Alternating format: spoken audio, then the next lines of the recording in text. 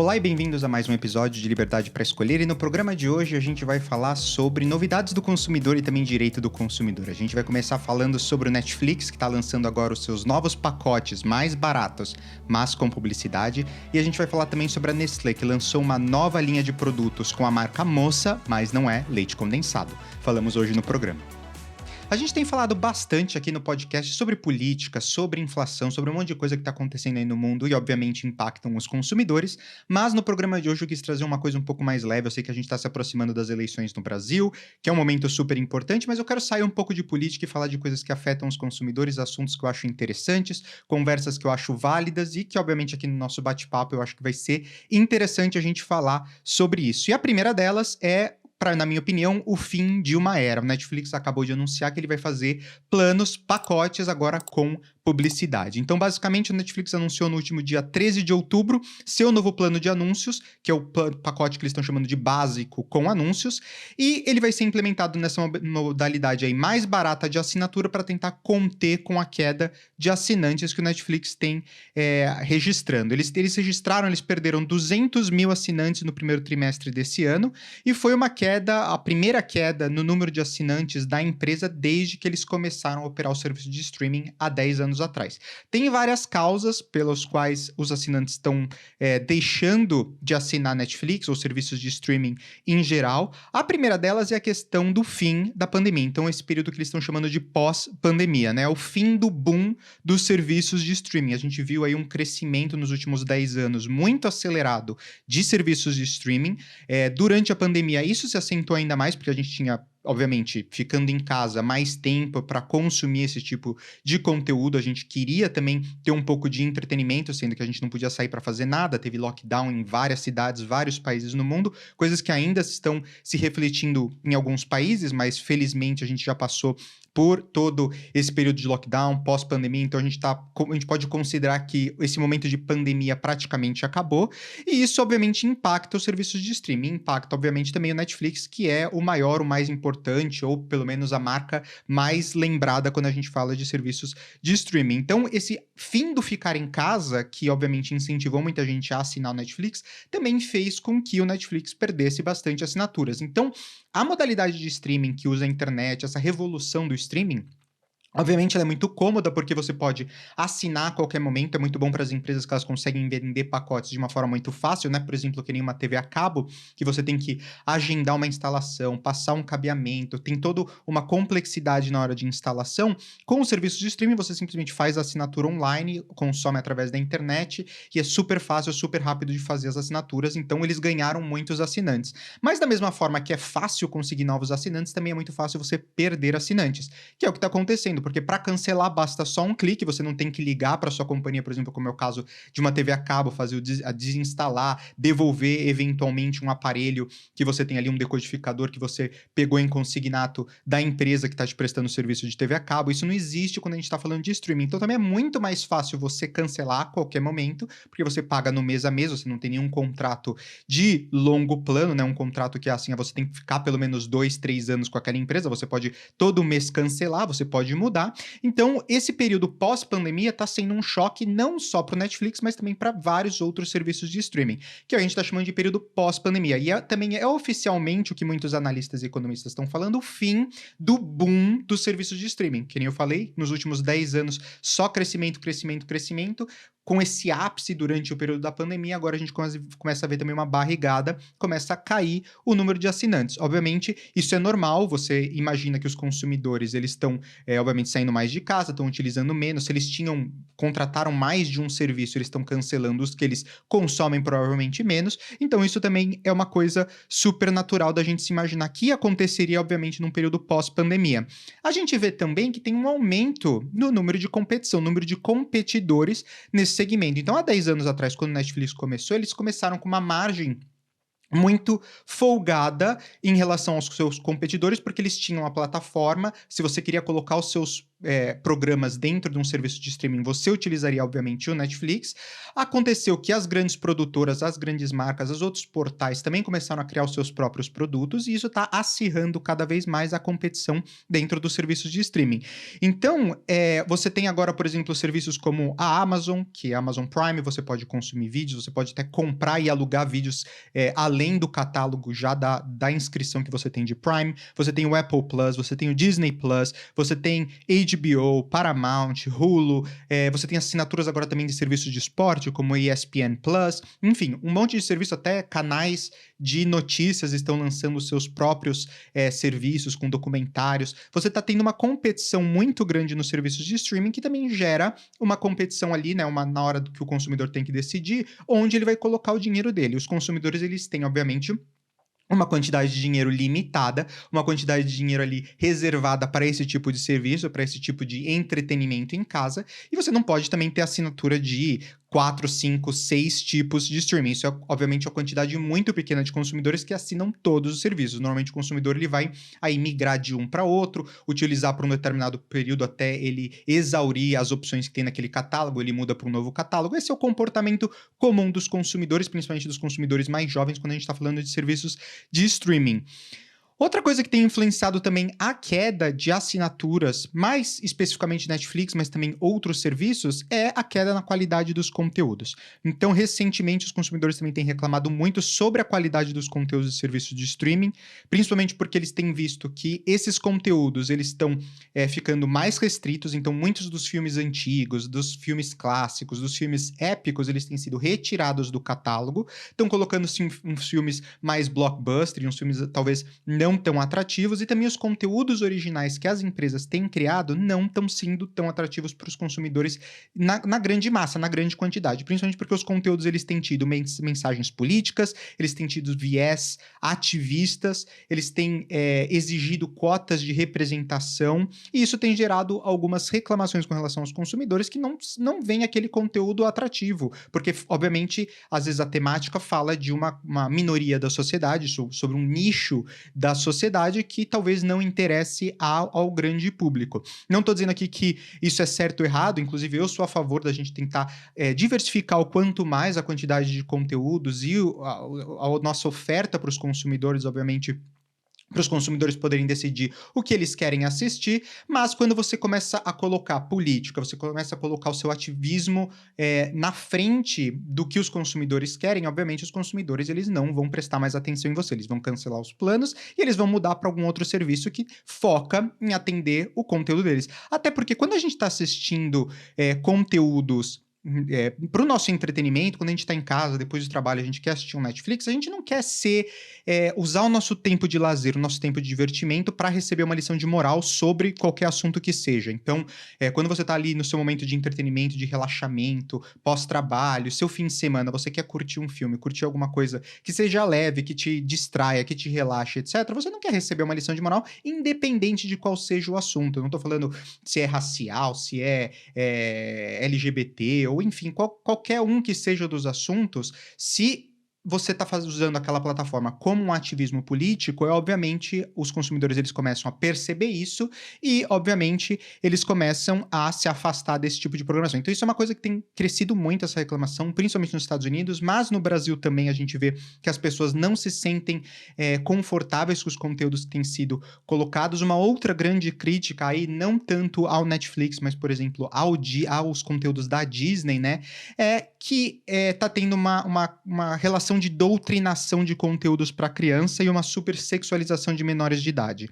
Então, isso também é outra coisa que consumidores um pouco mais conservadores, eles também estão se afastando desse tipo de conteúdo porque eles veem que está tendo um abuso dessas grandes produtoras, dessas grandes marcas, desses grandes serviços de streaming de produzir conteúdos que estão buscando uma doutrinação de crianças em assuntos que talvez os pais não concordem, e quando você deixa ali o tablet com o seu filho ou o celular com o seu filho para ele ficar assistindo, você às vezes não está monitorando exatamente o que ele está consumindo, então os pais estão querendo serviços que eles não tenham que se preocupar em controlar exatamente o que os filhos estão assistindo, ter que verificar, assistir o conteúdo antes do filho assistir para ver se aquele conteúdo é limpo ou não, se ele concorda ou não. Eles querem conteúdos mais tranquilos, como era no passado, como era nos anos 80, nos anos 90 e até mais para trás, conteúdos que eram que eram limpos, que tinham uma mensagem positiva, que ensinava alguma coisa para a criança de ser bom, de moralidade, enfim, esse tipo de coisa que eu acho que os pais, eles também estão buscando. Então essa questão da qualidade dos conteúdos também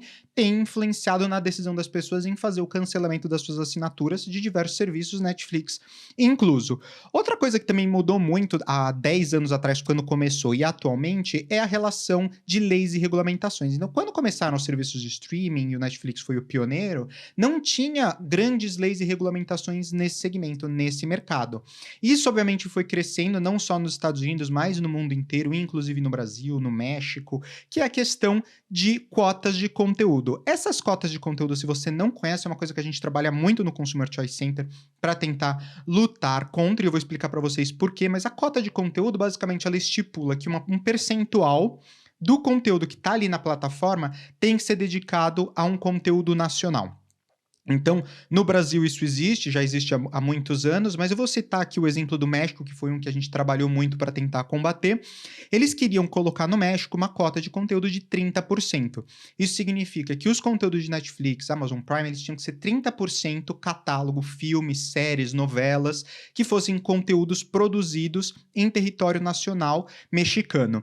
Isso significa que, quando a gente pensa numa empresa de serviços de streaming, eles têm um budget, né, um valor, um orçamento que eles têm para gastar em títulos para colocar ali dentro do cardápio deles, dentro da plataforma de streaming para os consumidores consumirem, anual ou a cada 3, 5 anos de planejamento deles, eles têm um valor que é baseado no número de assinaturas que eles conseguem. Eles, obviamente, no início eles fazem um investimento maior para colocar bastante coisa no catálogo e atrazer assinaturas, mas no final das contas eles têm que balancear, equilibrar o quanto eles pagam pelos direitos, os títulos autorais que eles têm daquele conteúdo e quanto eles recebem pelas assinaturas. Então, ter conteúdos bons que atraem assinantes é a combinação perfeita para esse tipo de serviço de streaming. Quando você coloca uma cota de conteúdo, por exemplo, de 30%, significa que o catálogo ele vai ter que tirar 30% do conteúdo que ele tem internacional, que os consumidores querem assistir, para poder gastar e comprar 30% de conteúdo que seja local, que talvez as pessoas não queiram assistir.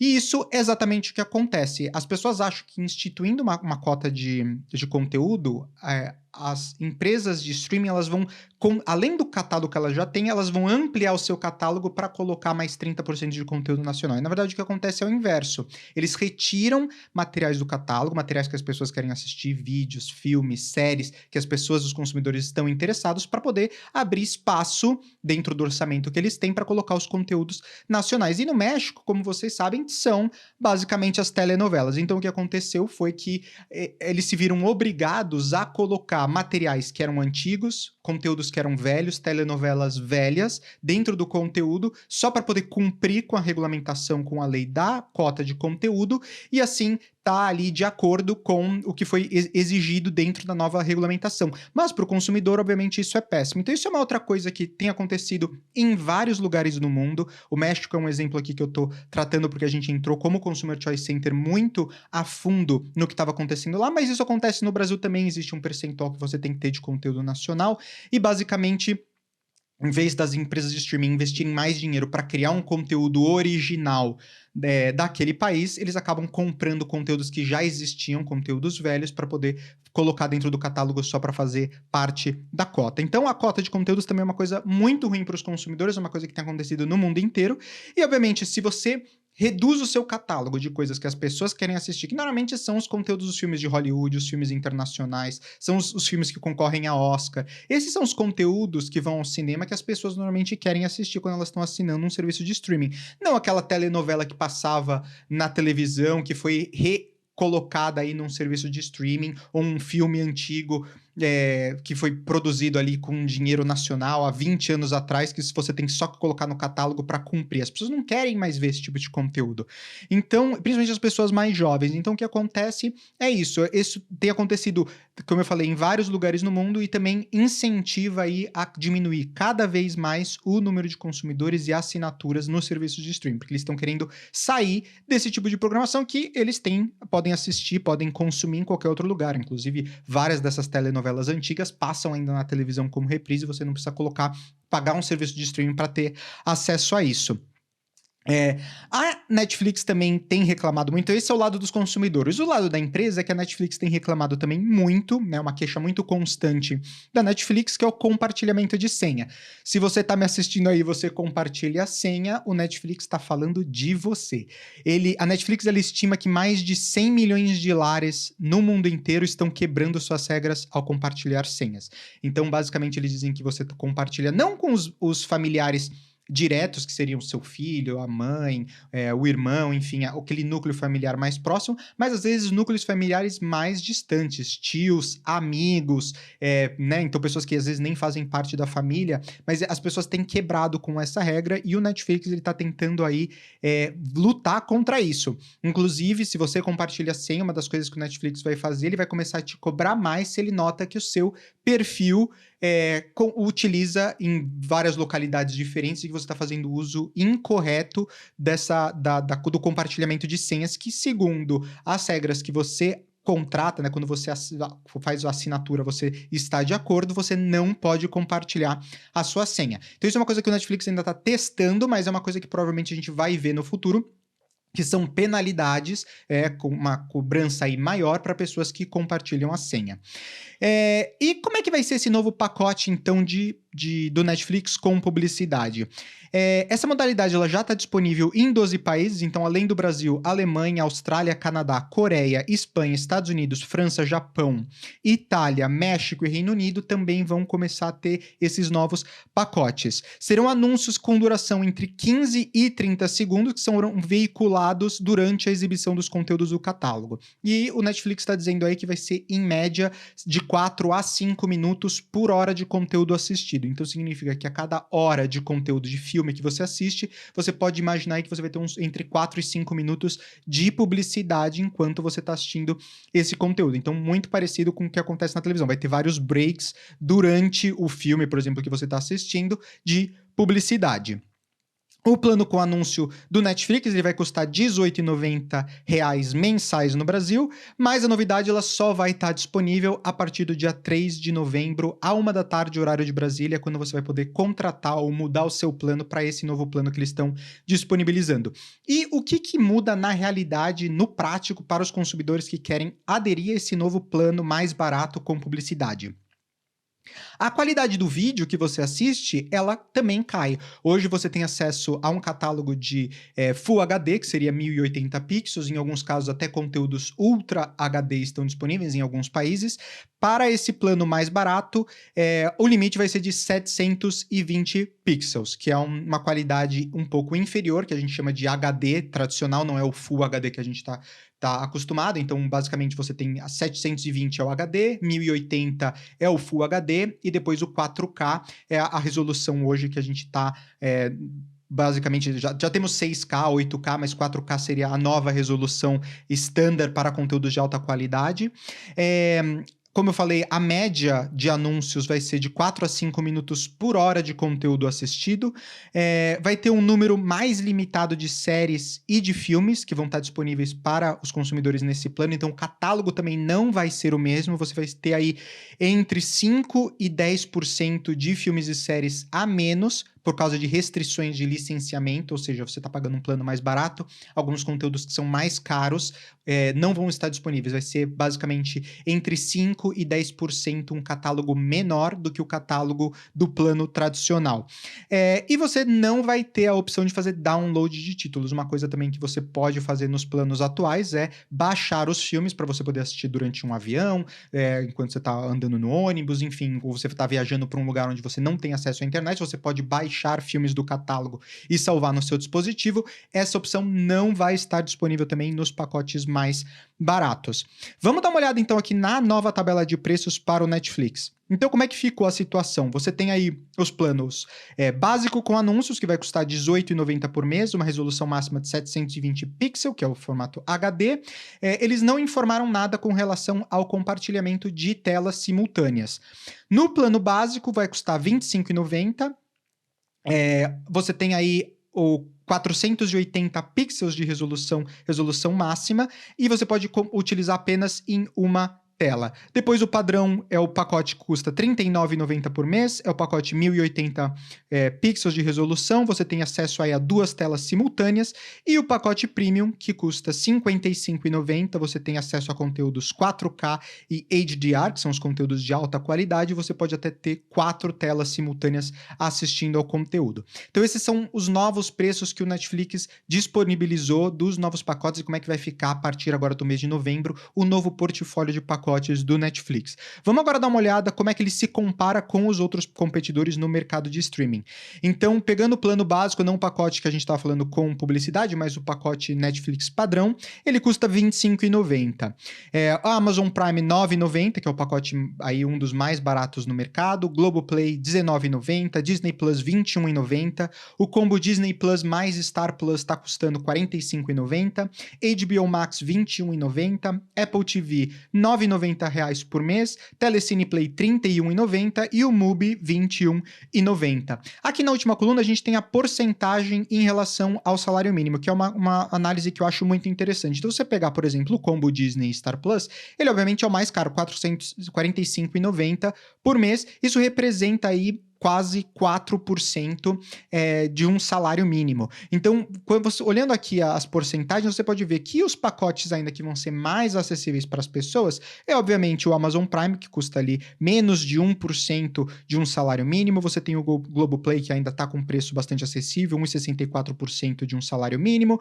Você tem o Apple TV ali, que é um 0,81%. O problema da Apple TV é que você precisa ter dispositivos Apple para você poder acessar, e isso, obviamente, custa muito caro, então as pessoas que obviamente ganham um salário mínimo provavelmente não têm acesso a dispositivos Apple com tanta facilidade, porque são dispositivos que custam, obviamente, muito mais caro. Se eles têm acesso, obviamente, com um preço aí também bastante... O catálogo, obviamente, da Apple TV também é reduzido, é menor, mas com preço também acessível a R$ 9,90 por mês. Você não vai ter os filmes, os grandes blockbusters, obviamente, na Apple TV, você tem só os conteúdos produzidos pela Apple, mas também tem algumas séries ali que já começam a ser interessantes. A Apple está investindo bastante também nesse conteúdo. O Telecine Play também é um dos mais caros, aí 3,12% em porcentagem de um salário mínimo, com um preço aí de R$ 31,90.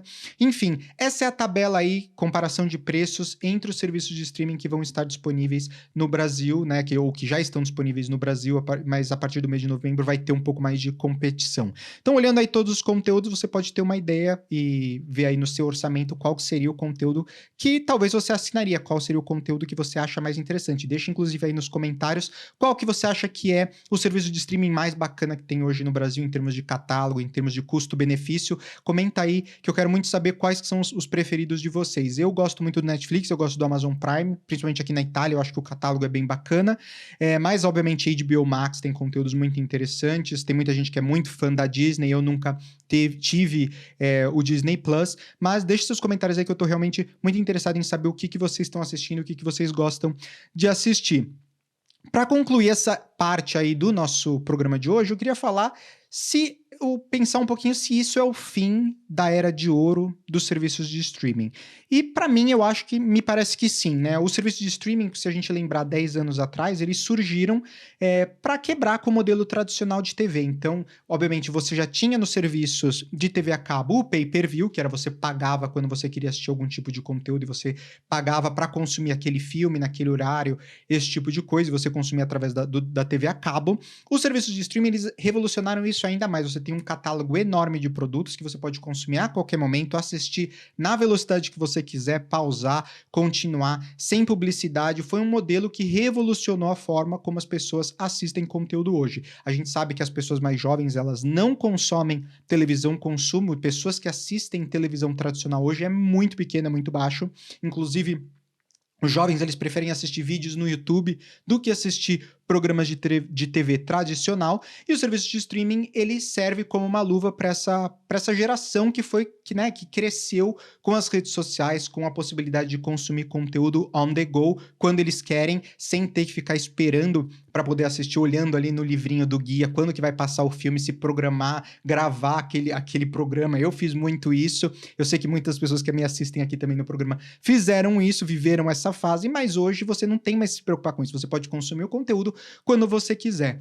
A volta da publicidade, que é basicamente agora as empresas de streaming tentando copiar o modelo de revenue, né, o modelo de lucro, de receita da TV tradicional, que é incluir publicidade no meio dos seus programas, eu acho que acabou aí, eu acho que será o fim dessa onda, desse boom, como a gente está falando, dos serviços de streaming.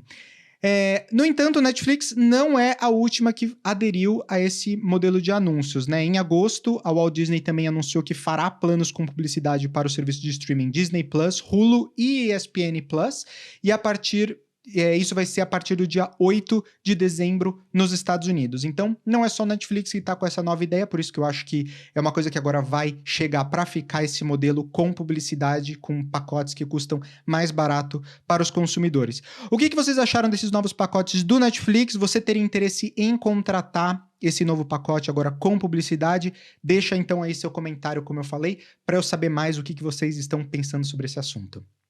Mas antes da gente ir para o próximo assunto aqui no vídeo de hoje, eu queria pedir para você, se você estiver assistindo esse vídeo no YouTube, curte o vídeo, se inscreve no canal e também clica no sininho para ser notificado quando novos vídeos são postados aqui no canal. E se você não conhece a versão áudio desse vídeo que está disponível no podcast, vai lá em qualquer serviço de streaming de podcast, Spotify, Google, Apple, enfim, qualquer um deles você pode procurar pela gente, liberdade para escolher e ouvir lá também quando você não estiver em casa assistindo o YouTube. Vai lá conhecer a gente também no podcast, liberdade para escolher.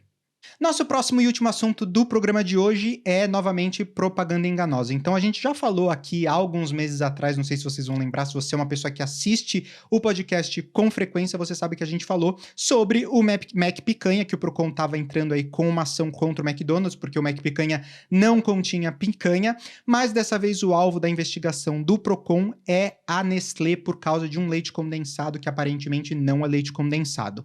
Então, o que aconteceu é que a Nestlé foi notificada pelo Procon pela venda de uma mistura láctea com embalagem muito semelhante a produtos originais. Então, de acordo com o Procon de São Paulo, as semelhanças entre as embalagens do produto original e daquelas produzidas à base de soro de leite e amido têm causado confusão entre os consumidores na hora da compra. Primeiramente, eu queria começar falando que eu sou super a favor das empresas criarem produtos que são mais baratos para ajudar os consumidores a economizarem, principalmente no cenário que a gente está vivendo agora. A gente fala muito aqui também no podcast sobre a inflação descontrolada no mundo inteiro, nos Estados Unidos, no Brasil, e as coisas estão custando muito mais caro, tá pesando no bolso dos consumidores essa inflação descontrolada, que é por diversos motivos, é uma questão pós-pandemia, é uma questão da guerra na Ucrânia, é uma questão dos gastos excessivos do governo, a gente já falou também muito aqui no podcast sobre as causas da inflação, mas eu acho que se as empresas puderem tentar atingir um novo mercado com uma variação de produto que seja mais econômica, mais acessível, eu sou super a favor de que isso aconteça. Então, eu acho que a Nestlé é uma das empresas que melhor faz isso em termos de diversificação do seu portfólio, diversificação da sua linha de produtos para tentar atender aí diversas classes. O único problema é quando essa mudança de embalagem ou esse novo produto, ele acaba confundindo os consumidores ou não sendo muito claro na hora da compra e o consumidor ali ele não consegue decidir ou diferenciar os produtos.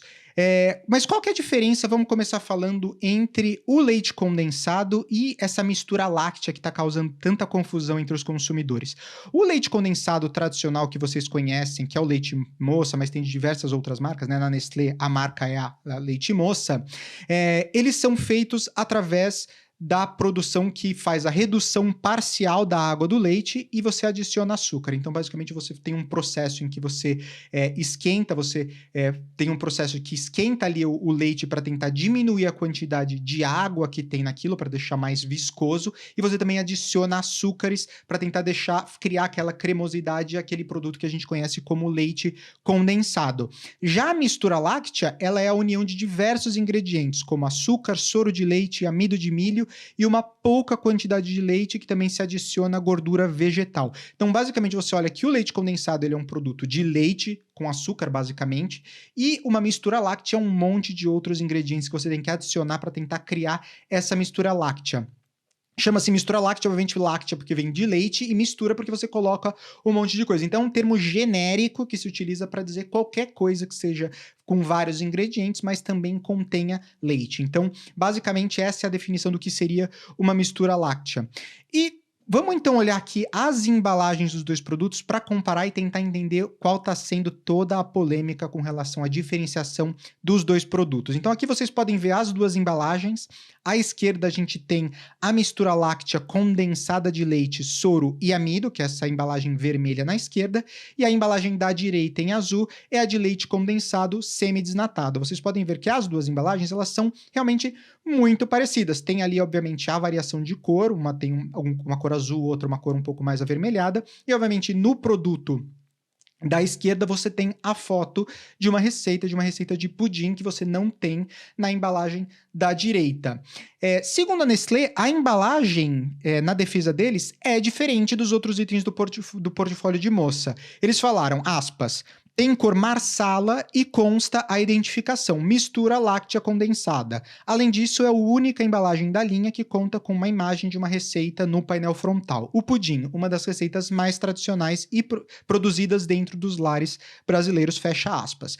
Então, a Nestlé está dizendo claramente aqui que as embalagens, elas são diferentes. Você tem a embalagem do lado esquerdo, que eles falam que é a cor marsala, eu tô falando que é uma cor um marrom avermelhado, digamos, e o semi-desnatado azul do lado direito. Então você tem claramente a diferença de cor entre as duas embalagens, e eles falam que também tem a identificação por escrito. Na imagem que vocês viram, não tem ali escrito, mas na embalagem, se você for no supermercado, tá escrito na frente, em vez de estar escrito leite condensado semi-desnatado, está escrito mistura láctea condensada de leite, soro e amido. Então, realmente tá na embalagem de uma forma, na minha opinião, clara, né? Mas os consumidores, eles tiveram opiniões fortes com relação a isso. Então a gente colocou essa matéria no nosso Instagram, né? Nas nossas redes sociais, no Centro de Escolha do Consumidor. Se você não segue a gente, procura como Sesco Brasil no Instagram. E esses foram alguns dos comentários que a gente recebeu dos nossos seguidores de consumidores ali no perfil.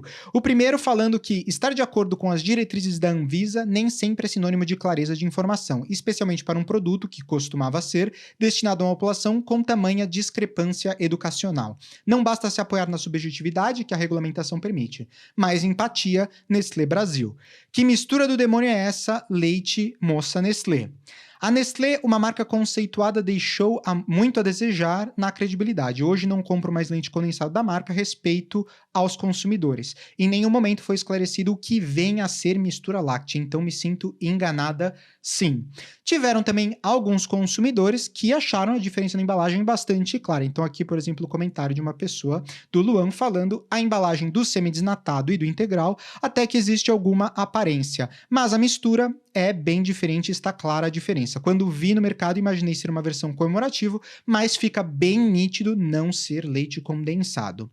Então, para concluir, o que eu penso dessa história toda, Procon, consumidores achando que eles estão sendo enganados ou pensando que eles estão sendo enganados? Na opinião minha, né, inclusive de alguém que já trabalhou na Nestlé, as embalagens, elas têm sim cor diferente. E a descrição também, ela tá bem clara na frente do produto. Se tratam de produtos diferentes, está bem descrito na frente da embalagem. Porém, é um erro que a Nestlé comete com frequência, e várias marcas cometem com frequência, é de achar que diferença de cor é sinônimo de uma nova linha de produto ou uma nova categoria de produto. O que acontece muitas vezes é que você tem edições especiais, edições comemorativas. Às vezes você tem rebranding da embalagem. O rebranding é basicamente você mudar a embalagem, mudar a cor, mudar o design, mudar a tipografia, enfim, refazer a embalagem para tentar aumentar a venda daquele produto ou fazer um alinhamento, um realinhamento de marca com uma nova categoria de produto ou uma categoria de produto que você já tinha. Então isso é uma coisa comum que acontece no mercado, você ter mudanças na embalagem, tanto na cor, no design, na tipografia, em tudo. Embalagens mudam de tempo em tempo. Então, confiar que o consumidor ele vai claramente distinguir que existem dois tipos de produtos somente por causa da cor, me parece um pouco,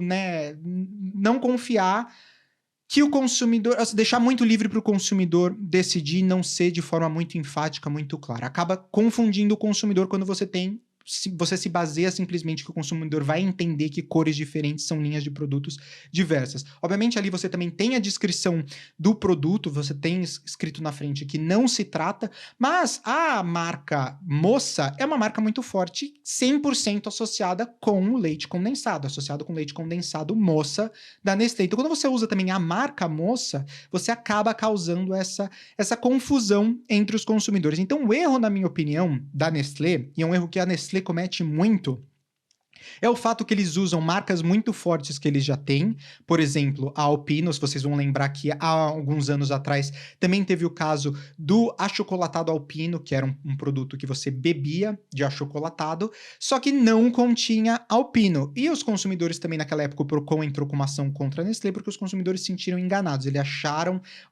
que estavam bebendo um achocolatado à base do chocolate Alpino, que na época era um chocolate bastante premium, uma marca ainda muito forte, a Alpino, do chocolate Nestlé, mas na verdade aquele produto não tinha nada, tinha algumas essências, algumas coisas que simulavam o aroma, o sabor de um chocolate Alpino, mas não continha, era zero chocolate Alpino derretido. O consumidor imaginou que talvez fosse um chocolate Alpino derretido misturado com leite, alguma coisa nesse sentido para criar o achocolatado, e não era o caso. Dessa vez, de novo, a Moça, utilizando a marca Moça, para lançar um novo produto no mercado, e que também causa um pouco de confusão. Se você está usando a marca Moça, que as pessoas associam com leite condensado, para um produto que não é leite condensado, é uma mistura láctea, você acaba, obviamente, criando muita confusão do consumidor e reclamação dos consumidores. Então, eu acho que o grande erro da Nestlé aqui, que eles cometem com frequência, é isso, é ficar reutilizando marcas em vez de criar novas marcas. Obviamente, eles querem aumentar as vendas, então eles utilizam de marcas fortes, mas eles deveriam, na verdade, para a categoria de produto que são completamente diferentes e desassociadas do produto original, criar uma marca nova para aquele produto e separar realmente a marca que é característica, que é top of mind na cabeça dos consumidores, por exemplo, um leite condensado Moça, de um produto que não se assimila em nada em termos de ingredientes com o produto original, com o produto leite Moça, leite condensado Moça.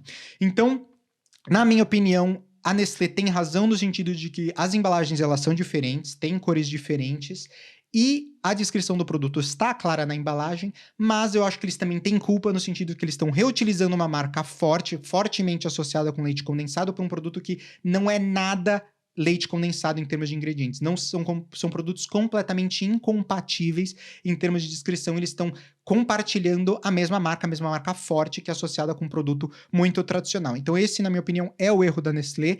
Eu entendo os consumidores eles estarem aí muito confusos com relação aos dois produtos, principalmente quando você está no supermercado pegando os produtos de forma rápida. Você vê Moça, coloca no carrinho, às vezes você não olha muito bem. Quando você chega em casa, você repara que aquele produto não é exatamente o produto que você queria consumir. Mas eu quero saber também a opinião de vocês. O que vocês acham dessa polêmica aí da Nestlé? Você acha que a Nestlé deixou claro que os dois produtos eles são diferentes, que o novo produto é uma nova categoria de produto e não um leite condensado tradicional? E você acha que o preço cobrado, porque também existe uma diferença entre esses dois, eu acho que a diferença está aí nos R$3, basicamente a mistura láctea está na faixa de uns R$6 e o leite condensado desnatado Moça está na faixa de uns R$9. Então tem aí uns R$3 de diferença entre os dois produtos. Você acha também que a diferença é o suficiente para justificar aí essa utilização da marca Moça? Eu queria saber o que vocês, consumidores que estão assistindo, pensam sobre esse caso. Deixem seus comentários. Essas são as duas notícias que eu queria falar no programa de hoje. Espero que vocês tenham gostado. Obrigado novamente por assistirem mais esse episódio de Liberdade para Escolher. Toda semana eu tento postar um vídeo novo com conteúdos interessantes novos. Então, de novo, se você ainda não se inscreveu no canal e não clicou no sininho, essa é a oportunidade para fazer isso. E se você gostou desse vídeo, clica ali no like, né? Deixa um like nesse vídeo, mas também compartilha com amigos, familiares que possam se interessar por assuntos do consumidores, porque a gente está crescendo bastante esse canal. Já estamos com 80 seguidores. Eu quero ver se a gente consegue até talvez novembro, final de novembro, a gente chegar a 100 seguidores aqui no canal. Isso seria muito bacana. Se vocês não compartilharam também com ninguém, compartilhe aí o vídeo e nos ajude a crescer e atingir mais pessoas. E sigam a gente nas redes sociais, o Liberdade para Escolher, o Consumer Choice Center e também o Sesco, Centro de Escolha do Consumidor. Estamos aí no Instagram, no Twitter, enfim, no Facebook, todas as redes sociais você encontra a gente lá. Tá bom? Obrigado por assistirem e nos vemos na semana que vem. Tchau!